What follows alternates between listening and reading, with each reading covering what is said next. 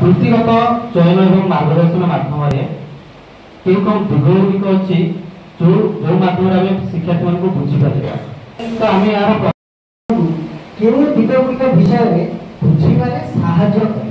ମୁଁ ମୋର ଗ୍ରୁପ୍ର ଗୋଟେ କନିଷ୍ଠ ଭାଇକୁ ଦାୟିତ୍ୱ ଦେଉଛି। ସେ ଯେଉଁ ଆମେ ଚାରିଟା ଗ୍ରୁପ୍ କରାଇଛୁ, ଚାରିଟା ପଏଣ୍ଟକୁ ଆମେ ଏଲାବୋରେଟ୍ କରିବା ପାଇଁ ଆମେ 4 ଜଣଙ୍କୁ ଆମେ ଚୟନ କରୁଛୁ। ସେଇ 4ଟା ପଏଣ୍ଟରେ 4ଟା ଭାଇ ପୁଣି ଆମର ତାକୁ ଏକ୍ସପ୍ଲାନେସନ୍ କରିବେ। ତ ବିଭିନ୍ନ ଜାଗାକୁ ତାକୁ ନେଇକି ଗଲେ ସେ ବିଷୟରେ ସେ କିଛି ଏକ୍ସପିରିଏନ୍ସ ନେଇପାରିବେ।